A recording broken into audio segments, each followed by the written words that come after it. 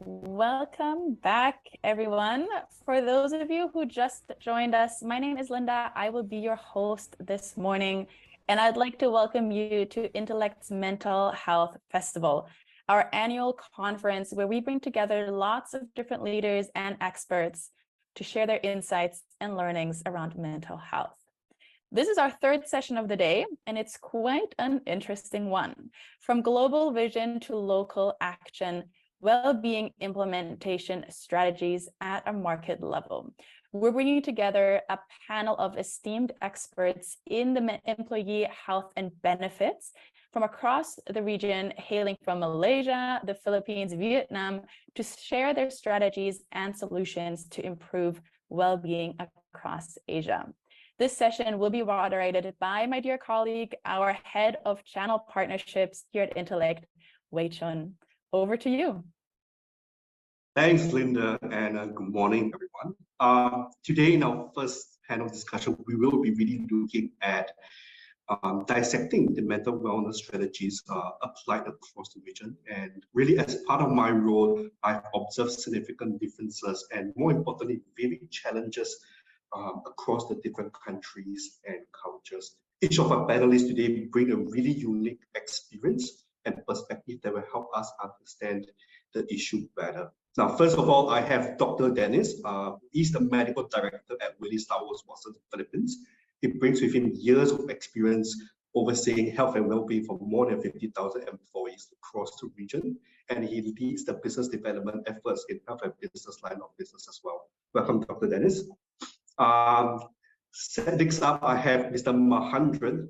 He is the head of wellness at MyCare Malaysia. He is a visionary leader leading the wellness space in the region, and who have also orchestrated more than 2,000 wellness programs since 2008, along more than 15 conferences and symposiums as well. Welcome, Mr. Mahendran. And last but not least, I have Ms. Zoom, who is the country leader at Vietnam. She oversees health and benefit initiatives, driving strategic growth, benefits brokering and consulting services in Vietnam as well. She has extensive experience in designing and advising clients on health and benefit strategies, including alternative benefits, employee communications, and well-being solutions as well. Now, good morning, panelists. Thank you for joining me here today. We really want to just jump straight to the first and most important question, and really at the forefront of our mind, right? Based on your work with the clients, what are some of the most common challenges faced by whether it's multinationals or local corporations when it comes to providing mental health and employee well-being benefits in your country? Maybe I'll invite Dr. Dennis to start first. Okay, so thank you. Good morning, everyone, and thank you for joining us. In my experience, I think one of the very first challenges, particularly in the Philippines, is for companies to actually set up their mental well-being at the workplace policy. So in the Philippines, way back in 2018, the government actually issued a law about mental well-being. And one of the primary requirements is for companies to actually set up their mental well-being policy at the workplace. So I think that's one of the first things that companies should focus on, and that's one of the bigger challenges. And of course, after that, once they already have the policy in place, they have to focus on a strategic well-being framework, not just for well-being, but for the entire 4 pillars of well-being, because it's very important for them to actually determine what their North Star is, determine their measures of success, what do they want to achieve, how do they go about it. And of course, one of the important factors is actually how do they do a business case so that they can get appropriate funding from their companies to actually provide, the necessary support and resources for their well-being initiatives, including mental well-being. Thank you, Dr. Dennis. I think that's really interesting, right? Especially with the laws that are in place today and how that translate into the actions taken by the different corporates. Maybe we have a different perspective from Vietnam. Ms. Zoom, if you'd like to share. So hello, everybody. This is Zoom from Musamaj Benefit Vietnam, and thank you for having me today. So, differently from the Philippines, Vietnam don't have any like legislations or law on the mental health, and we this is also the because Vietnamese people are talking about mental health is still like a taboo issues problems, so it is not openly discussed, even though it is within the company or even it is like within family. And also when talking about mental health, it is like hard to share, even though among the family or friends. So that's the reason why it's also the challenge for the company when it's come to like a proposing a mental health program in the company. First of all, is because they don't know where to start, because if it's a framework already, it will be easier to follow, like in the Philippines. But in Vietnam, it's a very large matters, and at the same time we don't have any framework. So HR people, they quite confused and they don't know where to start. It is the first thing. And the second thing is also engaging their leadership into it, meaning that we must have like enough rationale, reason, and how to build a business case to convince the leadership to involve. And of course, after that, it will be how to help the employee engaged into it as well. So there are three matters that I see the most common challenges for the HR. Before we're talking about budget, because if we answer all these three questions, and then the budget will come. It is what I heard from HR expert from Vietnam perspective. Thank you. Thank you, Zoom. I think I see a lot of similarities in two countries, right? Really, it's building the business case. I think that is something that is at the forefront of any implementation that we're talking about. But I think what was really interesting was that you mentioned about a cultural taboo, right? Maybe next over to Mr. Mahendran. Is there something similar that's happening in Malaysia as well? Is there something that you observe that is faced by multinationals and local corporations? Yes. In Malaysia, mental health benefits is actually not covered under the existing employee benefit plan. Therefore, it requires HR to get approval to create a separate budget. So that's what we have been doing. So since 2020, I have been assisting HR to create a separate budget for mental health benefits. So we kind of help them to budget something like between 80,000 to 150,000 ringgit for this program for mental health. So one of the ways we do that, we don't just do it as just mental health alone. So we put it together, the chronic disease intervention program and the mental health comes together as one program, right? So in the mental health program, which runs for 12 months, so in that mental health program, we will have 4 months 4 months for health intervention program for the chronic diseases. So we can have phase 1 for 4 months with the first batch of 100 employees, and then we can have a phase 2, the second batch of 100 employees. But the entire 12 months is still a mental health program, right? So that is one of the ways we are doing it.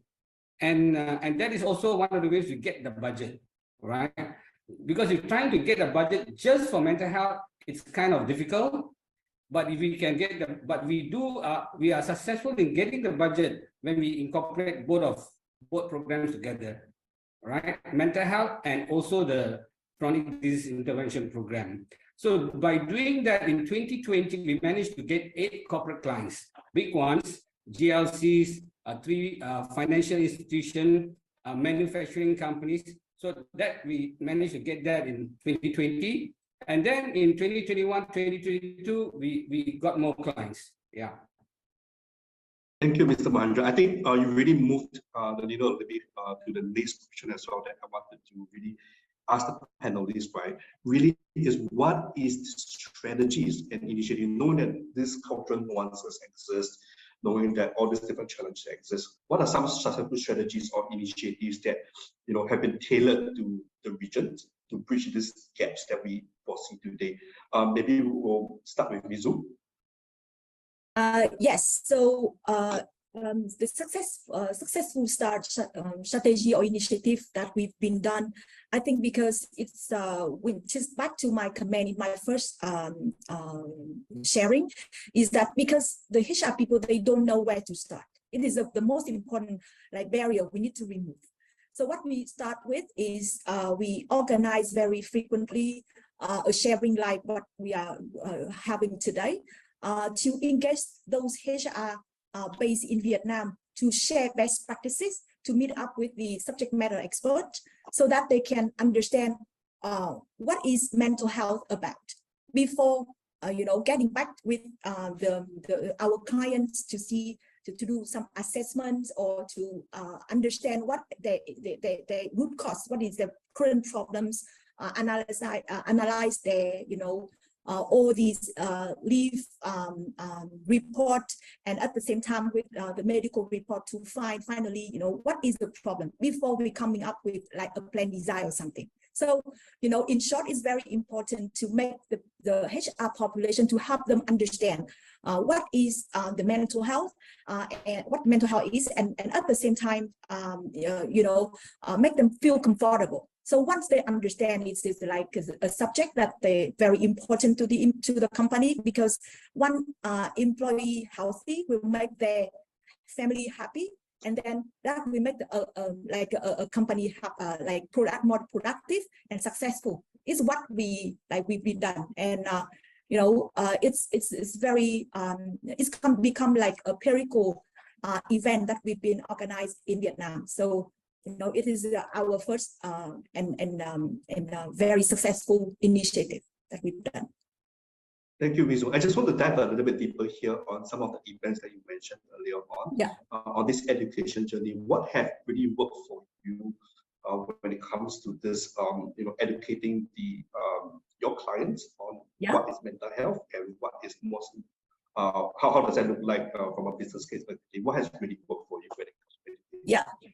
So I think that in terms of like a framework, it's when we talk about the solution, the strategy, and all the trend from the region, it's very important. But at the same time, sharing like a panel, sharing the best practices, sharing the challenges, sharing what they think about, and also sharing about the failure.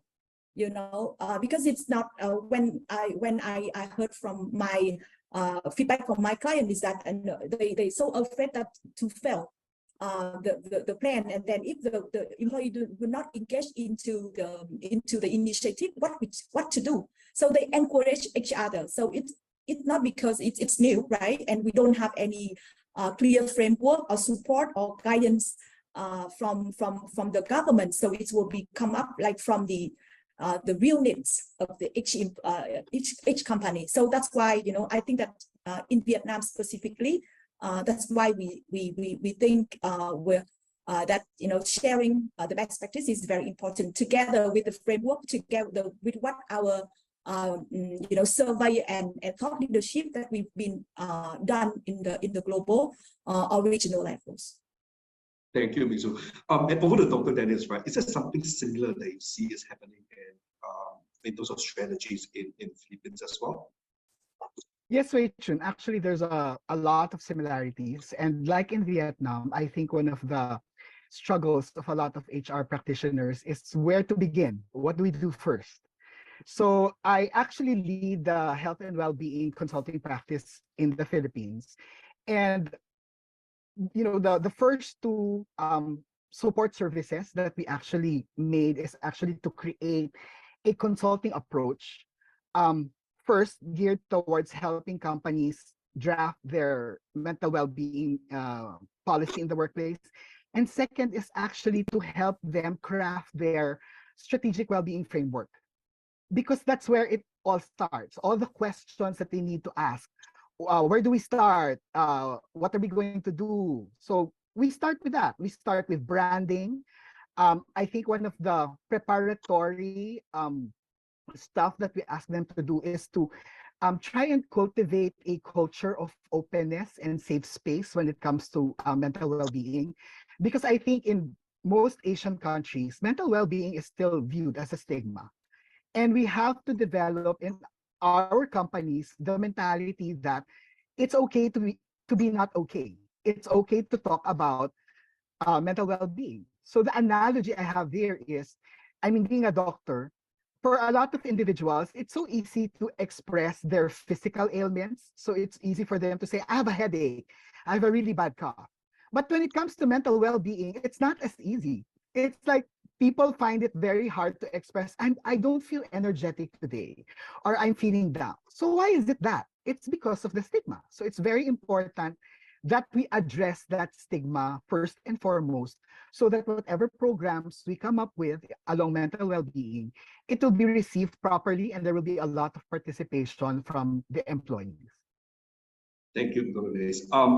Mr. Mahendra, I know you shared earlier on about the strategies that you have in place to put with the different plans involved. Is there anything else that you'd like to add to this strategies that is being implemented right now? Just like how the other speakers spoke just now, there is a lot of stigma about mental health at the workplace. People don't want to be seen to be assessed. Employees don't want to be seen to assess mental health initiatives, or they don't want to be seen to be talking to a clinical psychologist or psychology therapist, something like that. So one of the ways we overcome that is to make them comfortable with seeing a psychologist or psychology counselor, was to create discovery consultations or sessions for discovery consult. So we create a catalog of expertise, and instead of calling it mental health, we have this catalog of expertise that says, right, if you have issue with depression, anxiety, room 1, like you have issue with,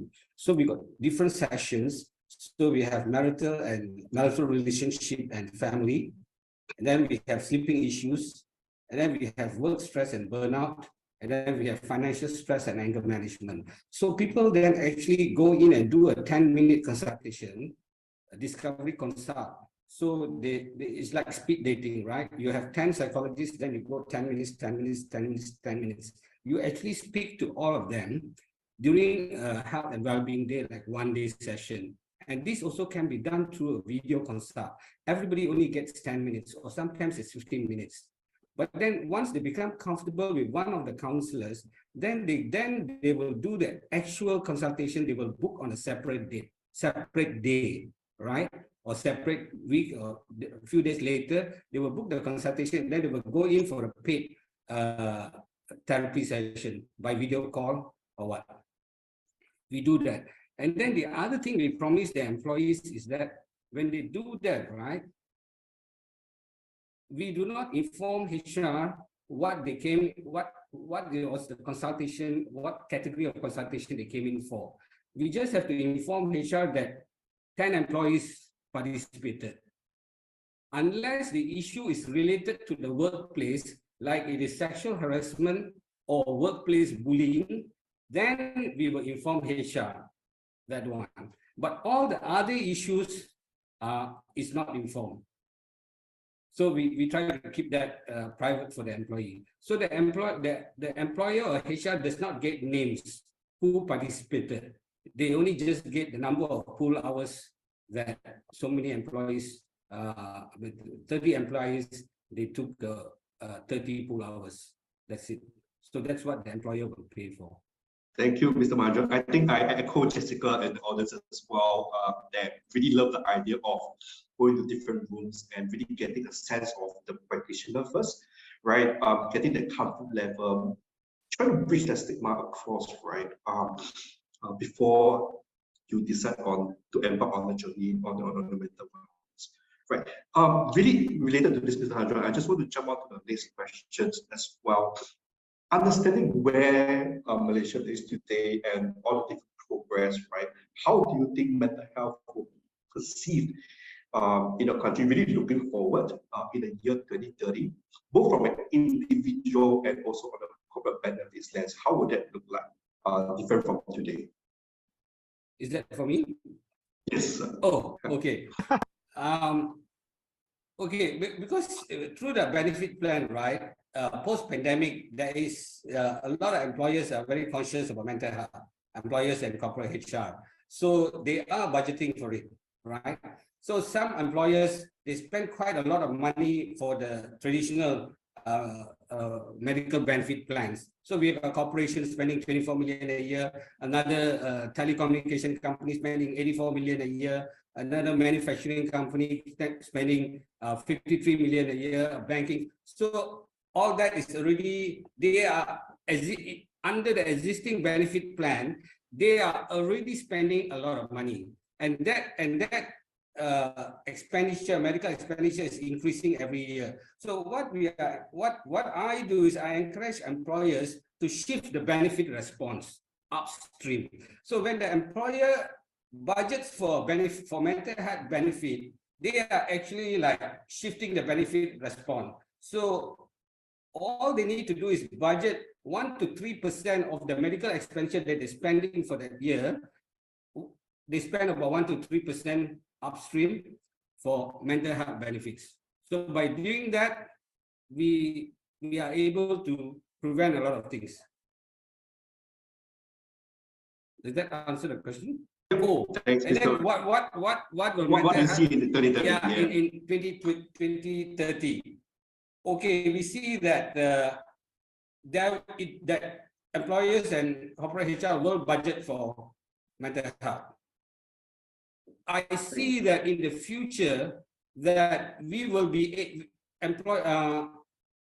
employers or employees will be able to, we will be issuing guarantee letters for mental health benefit. Today we issue a guarantee letter for you to do a medical procedure, right? I see that we are issuing guarantee letter for mental health benefit. Why I'm saying that is because it has happened already in this country. We have big corporations who have agreed under a separate budget. They say, okay, migrant, we want to issue what we want this for this year. We want to issue guarantee letter for mental health benefit. So what they do is they will purchase, like say, 20 pool hours. So 20 pool hours is on a guarantee letter. Then as the employee assess the want to assess the remote therapy session, like say one session is 200 ringgit or one session is 150 ringgit, we issue the employee the guarantee letter. So if he takes, let's say 5 sessions, so each session he goes like every week or every 2 weeks, there's one session. So each session he will receive, he will request for a guarantee letter to assess to do that. Right. So thank you, Mr. I share your optimism as well. To protect the employee, we will not give the diagnosis. Yeah. We just give. I think that's very similar to what's happening in the physical healthcare world today, right? Yeah. Issuing LGs to different employees who need it. Dr. Dennis, do you share that optimism in the Philippines as well? Actually, the outlook is very optimistic in the Philippines. In fact, during our last Wellbeing Diagnostic Survey, wherein 100 companies actually answered the survey, 97% of them actually said that mental well-being is part of their focus areas for the next 3 years. So that's very reassuring. It's just that based on their responses as well, only 60% of them feel that they are effective when it comes to their mental well-being program. So there is still that gap about priority and effectiveness. And I think that's where we can provide support when it comes to helping them, straighten up their strategies and make it more efficient. I think the trend now, again, based on the survey, 60% of these companies are actually looking into virtual or app-based solutions. Compared to like 57% of Asian countries are still focusing on strategy or a framework. In the Philippines, 60%, and this is the top priority, is already exploring virtual solutions. So I think that's a good step towards the future. But before all of that, actually, when we do our strategic well-being workshop, one of the things I actually promote is a paradigm shift in how people view mental well-being. Based on my experience with, global, regional, even local countries, when you talk about mental well-being, their focus automatically shifts towards illnesses, diseases, disorders, those with depression, suicidal tendencies, anxiety. But if you look at the statistics, only 5% of your population actually go into that category. What's actually more important is to recognize that mental well-being is a state of well-being. So you have to focus on the well-being state and trying to preserve that state of well-being and prevent people from coming into that point that they need clinical intervention. So it's more proactive than reactive. And I think that's the frame of mind that I would like to promote to everyone, not just the companies, but individuals as well, is trying to preserve your state of mental well-being. And how do you do that? It's a lot simpler to do that. It's a lot more economical to do that than for you to reach that point that you actually need a psychologist, a psychiatrist intervention. And, the therapy will be a lot more expensive. So let's focus on keeping ourselves mentally well. Dr. I absolutely agree with you. I think proactive care is the way to go. It's like going to the gym, right? And exercising out for your physical health. It is the same for mental wellness as well. How can we take proactive steps? And I really like the point that mentioned that you think that, as the trend goes, more digital solutions will help bridge the gap of allowing people to see their therapist or support network virtually. And that really helps to bridge the stigma as well, right? Thank you for that. Minh Dung, how do you think that will the situation in Vietnam will be in 2030, both from individual and corporate lens as well? Yeah. Okay. So from my view, we are kind of follow the trend of the global and regional trend quite close. The thing is that when we see through the our global health on demand survey, we see that 2/3 of employees participating into that survey says that their employers cares about their health and well-being program themselves, meaning that that motivate our partners and ourselves to move forward, to continue our work in terms of educating, encouraging to continue in mental health. Furthermore, what we see when we interview our clients, we see that what employee want doesn't change. It's the only thing that they want to change is the way the company deliver the benefits. Meaning, from now until like in 7 years, right? Millennials becoming like our major populations in a company, and what they really want is different from other generations. So, the program may be the total well-being and mental health is a part of that. Should be address the following issues, or matters: the good health, the happiness, the financial stabilities, and the purposeful career as well. It's what we discussed during your trip here, right? I think that it is a combination of a total well-being. It's not just talking about mental health separately. It will be it's also a challenge for HR to understand, what is the total well-being is what we see. But it's come from there. So step by step, we need to not only deliver a well-being solution for all, such as just a hotline or just a code available for everybody, but we need to focus on some of the elements that address for each generation in the companies, such as the millennials that I had just shared. So what about creating some flagship benefit in an overall program, at the same time the engaging the leadership into it will make the program start stronger. At the same time, of course, that once we receive enough training or education from experts and from the trend from the global, we will be able to manage our time as well as the financial support. What I mean. So I am very positive. or you all hear that, you know, mental health will becoming something that's very like popular and not just a stigma or just a problem that we don't want to talk. So recently, when this is also my just conclusion on this is that when I talk with a very like new generation HR expert, and they say that, well, why do you we should not treat everybody at the same levels of attitude or something. It's because, you know, because the level of I mean, I just like would like to rephrase the conversation with my client is that, you know, no matter what the program you would like to run, it should be addressed. The first problem is the old generation. The second problem is engage everybody in together. So from that perspective, that will work. This is my. Thank you. I think we're all very optimistic here on how mental health will be, and I think it's really development, right? I think it's accelerating as well. 3 years ago, we don't even have a mental health festival, right? And today, this is the flagship mental health festival of Asia. We have countless attendees and participants really here to learn more.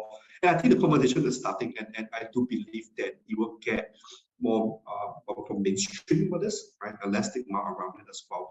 Now, we have about 10 minutes left. I just really want to jump onto the Q&A here. Really for the first questions from anonymous attendee, are there any notable regional difference within the insurers that insurers should consider when developing and launching mental health insurance product? Anyone? I think I'll repeat the questions. Any notable regional differences within insurers? When insurers are creating and developing mental health insurance product, right? How would that look differently in your countries?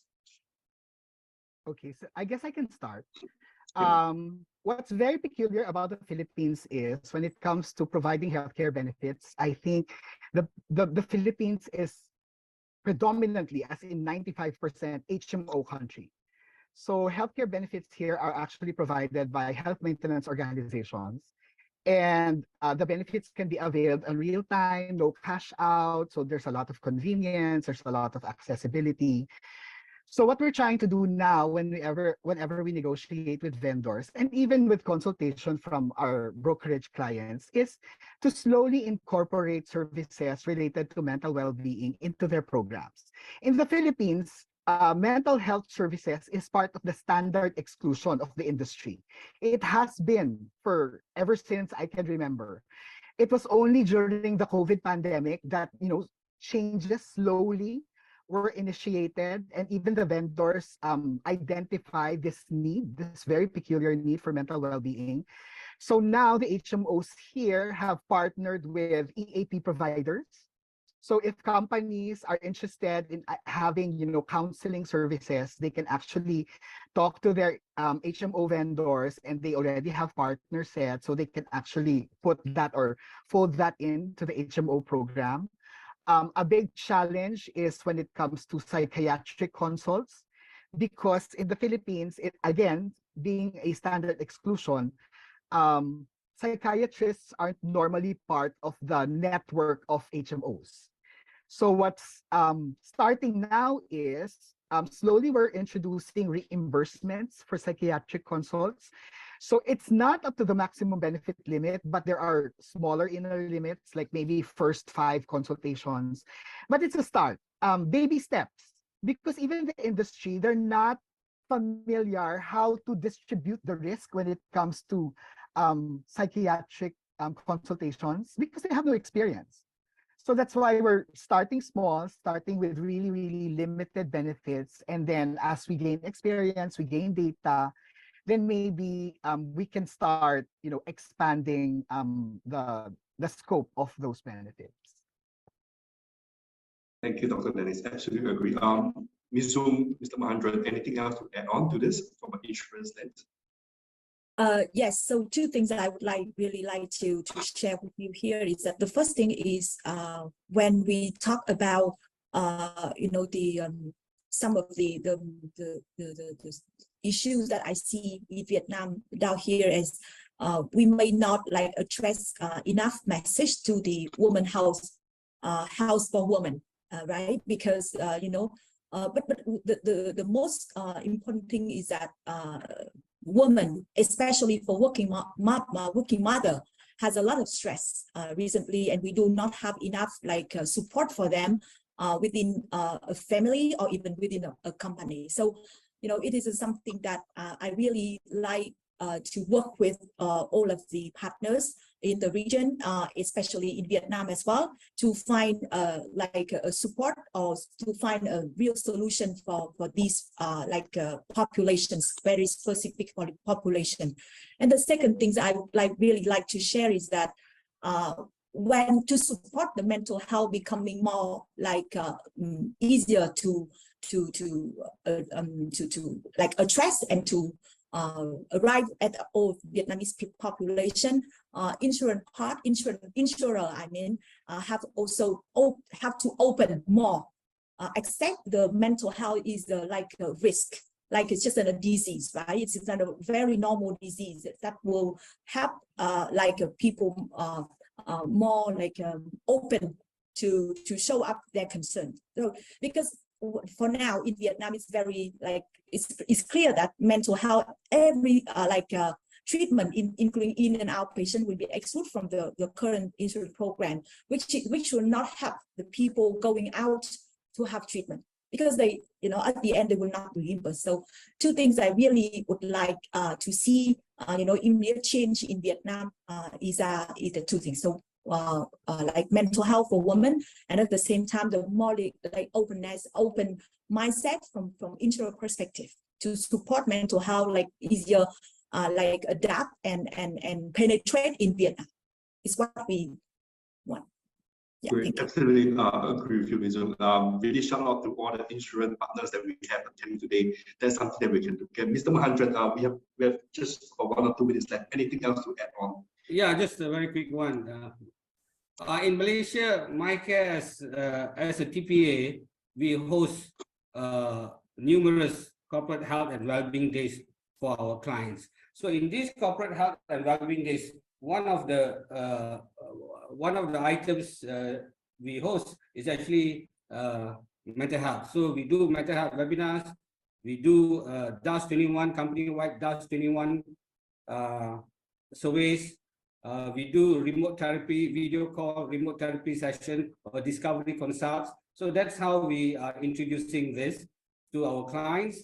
And we are encouraging clients to buy pool hours for remote therapy session, and then they can buy 20 hours, and then they can top up as they go along based on the employee utilization. Yeah, thank you. Thank you.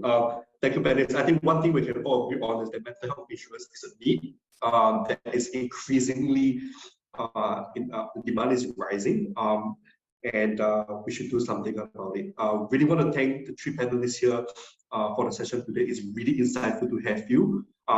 Just a quick housekeeping announcement here before we conclude the session. To hear on how to join the next sessions, you can just click the join button in the session. You need to go back to the main page, and you'll be directed right to the lobby. We also have a post-session survey. If you just help to fill it up, you automatically pop up after the session as well. And yeah, that's it for us today. Thank you, everyone, and have a great day ahead. Thank you, Wichun. Thank you, Wichun. Thank you, everyone. Bye-bye. Thank you. Bye-bye. Thank you. Bye.